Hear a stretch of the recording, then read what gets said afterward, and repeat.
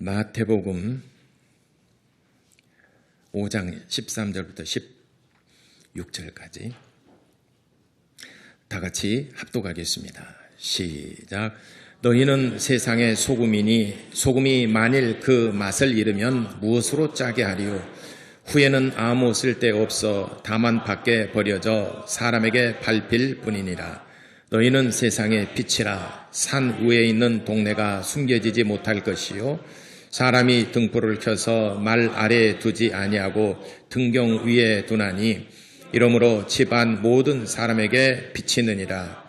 이같이 너희 빛이 사람 앞에 비치게 하여 그들로 너희 착한 행실을 보고 하늘에 계신 너희 아버지께 영광을 돌리게 하라. 아멘. 오늘은 본문 중심에서 그리스도인의 삶에 대해서 같이 은혜 나누고자 합니다. 하나님은 선하신 분이시다. 두 번 신앙으로 고백하겠습니다. 시작. 하나님은 선하신 분이시다. 하나님은 선하신 분이시다. 아멘. 하나님이 얼만큼 선하신 분이시냐. 하나님은 죄가 없으신 분이고 또 죄에 대해서도 알지도 못하신 분이신데 그가 우리 세상의 모든 사람들을 구원하시려고 그의 품 안에서 독생하신 아들을 세상에 내어주시는 분, 그만큼 선하신 분이시다 하는 것입니다. 우리가 이 세상에서 생각할 수 있는 어떤 범주가 있어요. 우리가 생각할 수 있는 어떤 한계가 있어요. 근데 하나님은 그 한계를 뛰어넘어서 선하신 분이십니다. 근데 우리가 느낄 수 있는 가장 선한 것이 뭐냐? 우리를 구원해 주시는 것입니다. 생명을 주어서 살려주시는 것입니다. 그보다 더한 우리가 생각할 수 있는 어떤 범주 안에서 그보다 더한 선하신 분이시지만 우리를 설득시키고 우리가 하나님은 얼만큼 선하시냐라고 우리가 이야기를 한다면 우리를 구원하시는 분, 우리의 죄를 그의 품 안에서 독생하신 아들이 이 땅에 오셔서 대신 짊어지시고 나를 위해서 대신 죽어주시고 우리를 살려주시는 분, 이보다 더 선한 일이 어디 있겠습니까? 내 아들이 지금 당장 죽게 되었어요. 그러나 누군가가 내 아들을 대신해서 죽고 내 아들을 살려주셨어요. 이보다 더한 일이 세상에 어디 있겠는가? 존재하지 않습니다. 그래서 하나님은 독생하신 아들을 내어주시기까지 선하신 분이시다. 그러나 사람들은 자꾸 외면합니다. 왜 외면하느냐?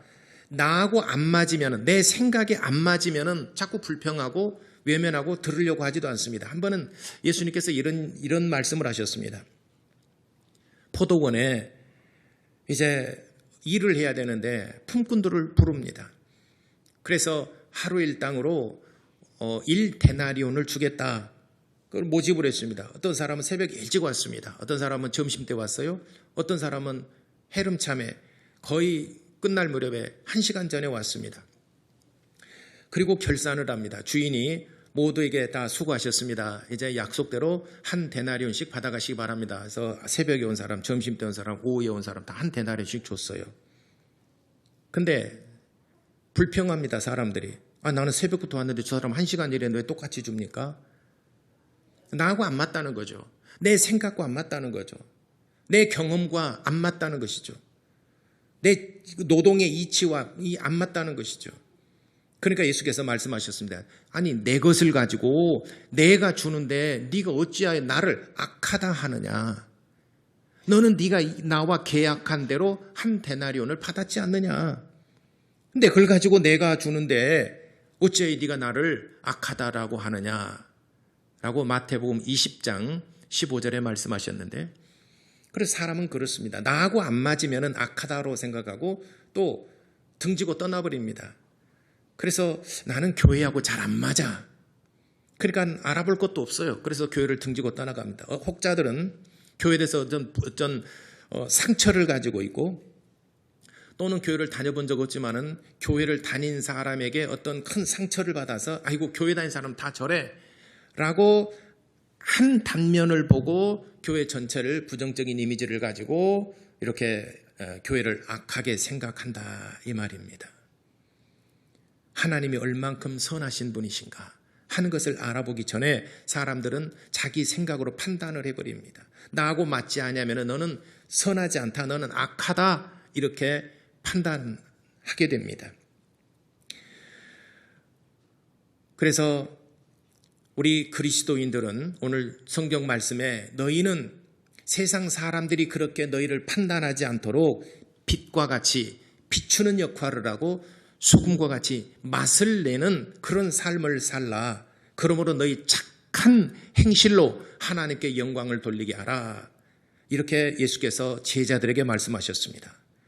우리가 예수 믿고 내가 구원받았으니까 이제는 아무렇게나 너희가 나를 뭐라고 그래도 나는 구원받았어. 너는 구원받지 못해. 너는 지옥 가잖아.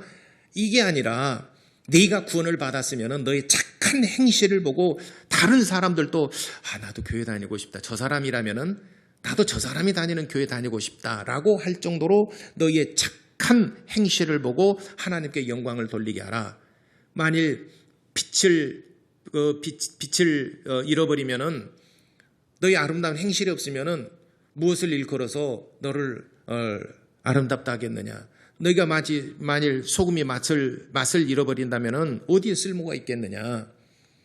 그래서 세상에서도 빛과 소금에 대해서 많이 강조를 하고 교회를 안 다니는 사람도 빛과 소금에 대한 이야기를 알지만 실질적으로 우리의 삶 속에서 빛을 비추는 반사체 역할, 그리스도께서 참 선하신 일을 하셨는데 그 선하신 일을 행하는 것에 대한 반사체로서 너를 본 참 그리스도를 본 것 같다. 그래서 사도 바울이 고린도전서 11장 1절에 내가 그리스도를 본받아 그리스도의 향기를 내는 것처럼 너희는 나를 본받는 자되라. 왜냐하면 우리가 반사체니까.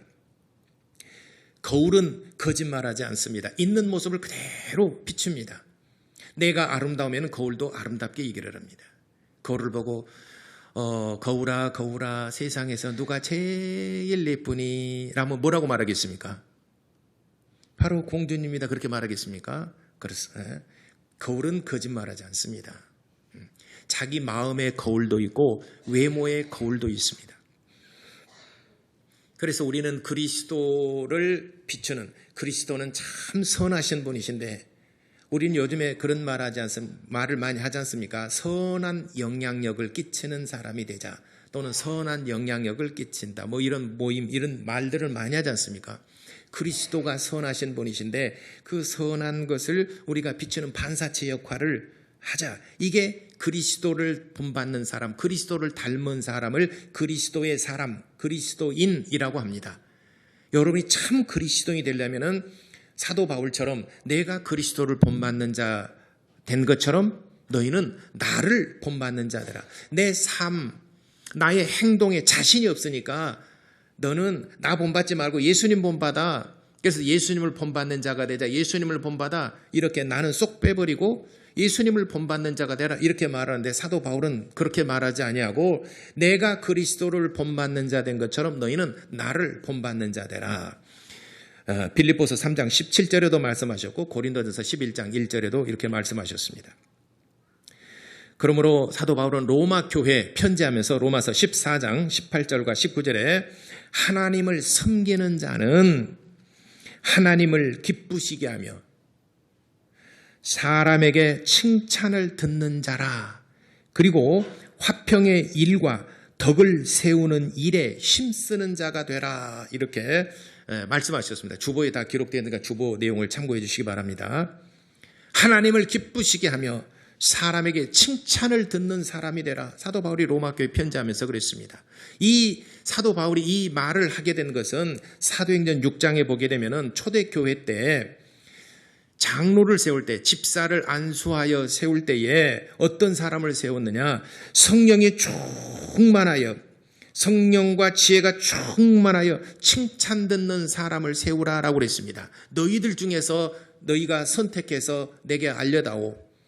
그래서 예루살렘 교회에서 지혜와 성령과 지혜가 충만하고 사람들에게 칭찬 듣는 사람 7을 택하여 올렸습니다. 피택이 됐습니다. 그래서 제자들이 안수하여 교회를 섬기는 집사로서 세웠습니다.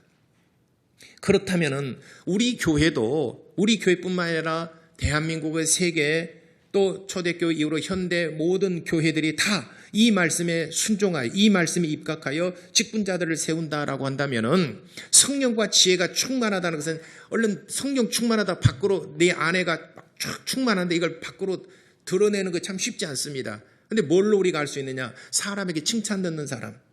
아, 저 사람은 진짜 우리 교회 집사감이야. 저 사람 진짜 장로고 저 사람 정말 권사감이야. 저 사람 신학해야 되는데 이렇게. 그래서 제가 저희들이 이제 신학교 갈 무렵에 1980년대 신학교 갈 무렵에 이런 말이 있어요. 적어도 3사람 이상에게 아, 저 사람은 참 신학교 가야 되는데 이런 얘기를 들어야 된다라고 그런 얘기를 하고는 그랬습니다. 아, 저 사람은 참 신학교 가야 그래서 주의 종이 돼야 되는데 적어도 3사람에게서 이런 이야기를 들어야 된다. 그러면 저는요, 그러면 들었겠습니까? 안 들었겠습니까? 그래서 그래서 목사가 된 거예요. 나 형제는 참 신학교 가야 되는데 목사감인데 이런 얘기를 여러분들이 듣고 그러니까 사람에게 칭찬을 듣는 사람은 어떤 사람 칭찬을 듣습니까? 사회에서 칭찬 듣는 사람이 있고 또 교회 안에서 칭찬 듣는 사람이 있습니다. 회사 내에서 또 여러분 회사 내에서도 칭찬 듣는 사람이 있어요. 여러분 회사 내에서 칭찬 듣는 사람은 어떤 사람입니까? 상사에게 잘하고 동료들에게 잘하고 또 아래 직원들에게 잘해서 실적도 내고 열심히 일하는 사람, 모범이 되는 사람 다 누가 보더라도 다 모든 사람이 보고 듣는 것은 거의 비슷합니다. 또 이 사회에서 칭찬 듣는 사람 누구 있겠습니까? 구제도 많이 하고 선한 일을 하고 하는 사람 칭찬 듣지 않습니까? 교회에서는 누가 칭찬 듣습니까? 맡은 바 직분에 충실하고 예배 잘 드리고 성도의 5대 의무에 대해서 잘 실천하고 누가 보더라도 저 사람 참 열심을 내고 하나님을 기쁘시게 하는 사람이고 또 우리가 볼 때도 참 본받을 만하다 이런 사람이 있지 않습니까? 우리 교회에서는 누가 있겠습니까? 말은 하지 말고 여러분 마음속에 아, 저 사람은 참 본받을 만한 참 열심이다 이런 사람 칭찬 듣는 사람이 있지 않습니까? 초대교회도 이런 사람들을 직분자로 세우라라고 그랬습니다. 그래서 사도행전 11장 24절을 보니까 바나바는 착한 사람이요 성령과 믿음이 충만하였더라라고 사도행전 11장 24절에 기록하고 있습니다. 예. 뉴욕 퀸스에 피오렐로 라과디아라고는 유명한 판사가 있었습니다. 라과디아라는 이 판사는 1930년에 아주 유명한 한 그 명판결을 한 적이 있습니다. 그 일화가 여러 지금 검색해 보게 되면은 아주 이 유명한 일화가 다 소개되고 다 아는 얘기인데 한번 다시 한번 얘기하자면은 1930년 어느 날 이 뉴욕 퀸스의 피오렐로 라과디아 판사가 이제 판결을 하는데 한 노인이 절도 혐의로 빵 하나를 훔쳐 먹었어요. 그래서 빵 하나를 훔쳐 먹어서 절도 혐의로 고소를 당했습니다.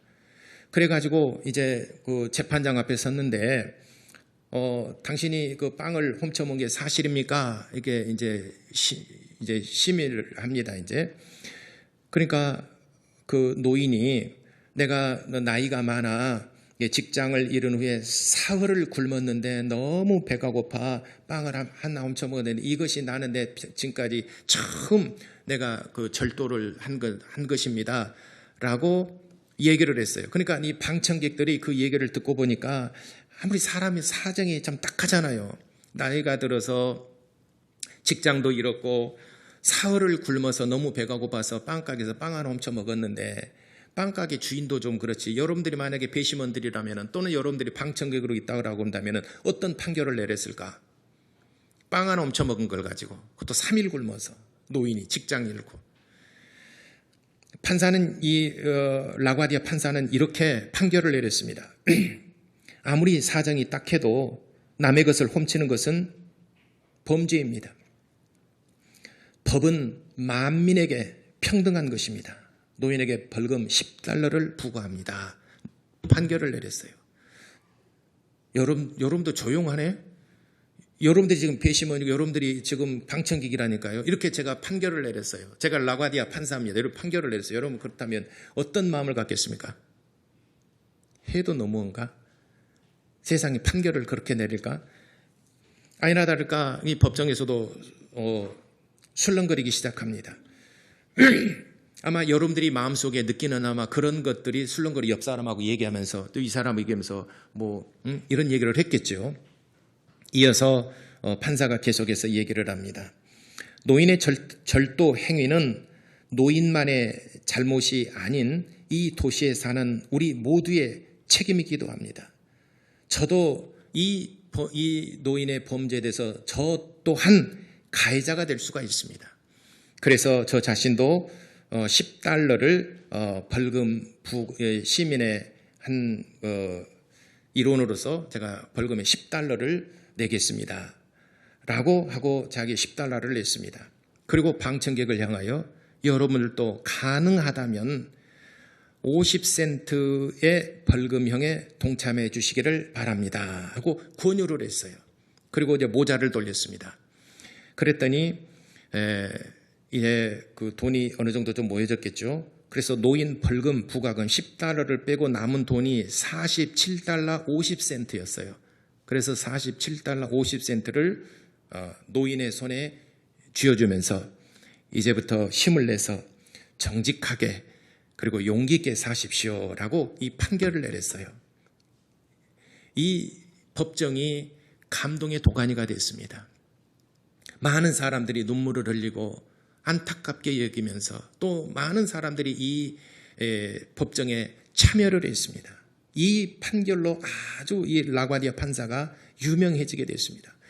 지금의 재판과는 사뭇 다르죠. 1930년대니까 지금 우리가 법정하고는 생각하면 사뭇 많이 다르겠지만은 당시는 이런 유명한 법정의 그 판결을 낸 그 사건이 기사화되고 굉장히 유명해지게 됐습니다. 훗날 이 라과디아 판사가 뉴욕 시장이 되었습니다. 뉴욕 시장이 되면서도 많은 감동적인 일을 남겼습니다. 그래서 그 훗날 그 라과디아라는 이름을 따서 뉴욕 퀸스의 라과디아 공항이라고 하는 이름을 이 사람의 판사 이름을 써서 공항 이름을 붙여줬습니다. 예, 저 공항입니다. 뉴욕 퀸스에 있는 라과디아 공항. 또 다른 그림도 있죠. 굉장히 큰 공항이죠. 예, 됐습니다. 이제 그 타이밍이 조금 우리는 외국에 가게 되면은 드골 공항, 케네디 공항 뭐 이런 그 사람 이름을 붙인 공항들이 굉장히 많습니다. 또 이스라엘 가면 벤구리온 공항, 뭐 우리나라에는 뭐 노태우 공항, 뭐 이렇게 전두환 공항, 박정희 공항, 김대중 공항 이렇게 만든다면 그날부로 간판 뜯어져 볼 것입니다.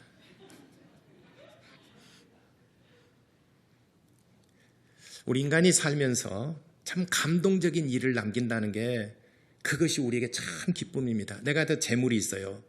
많은 물질을 가지고 내가 누리면서 좋은 음식 또 멋있는 차, 휴양지를 다니면서 이렇게 돌아다닙니다.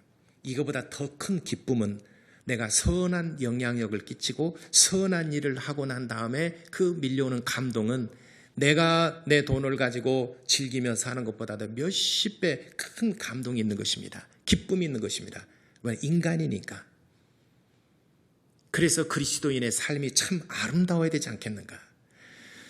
김선교 작가의 믿음은 분투다라고 하는 그 책에서 그 교회 안에서 연인 사이인데 자매가 형제에게 이렇게 얘기를 합니다. 너의 1000번의 멋진 이벤트보다 내가 하지 않았으면 좋겠다라고 말한 그 한 가지를 하지 않는 것이 내겐 더 큰 감동이야.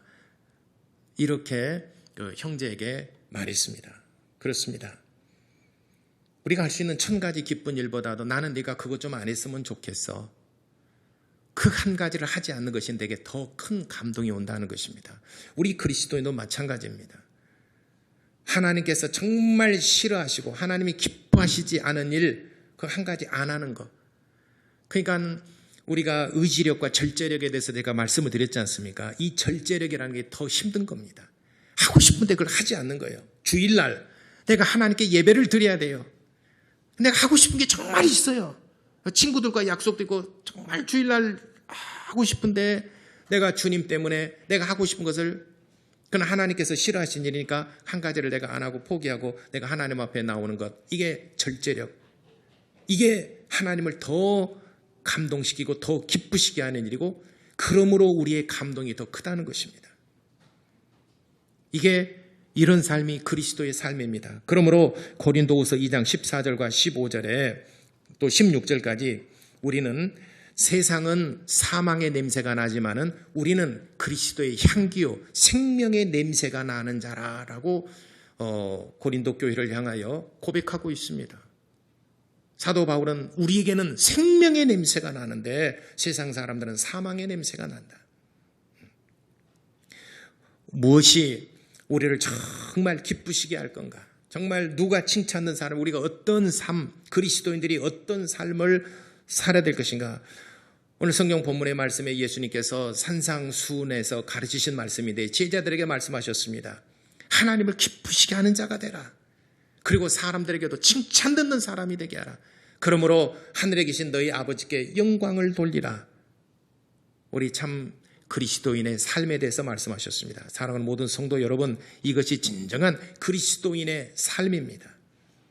내가 정말 믿음이 있고 하나님을 섬긴다면 내가 내 돈 가지고 내가 즐기며 내가 쓰고 내가 마음껏 좋은 음식 먹고 즐기는데 누가 뭐라고 그럽니까? 아무도 말할 사람 없어. 스스로가 즐거움이 있고 아무래도 기쁨이 있겠죠.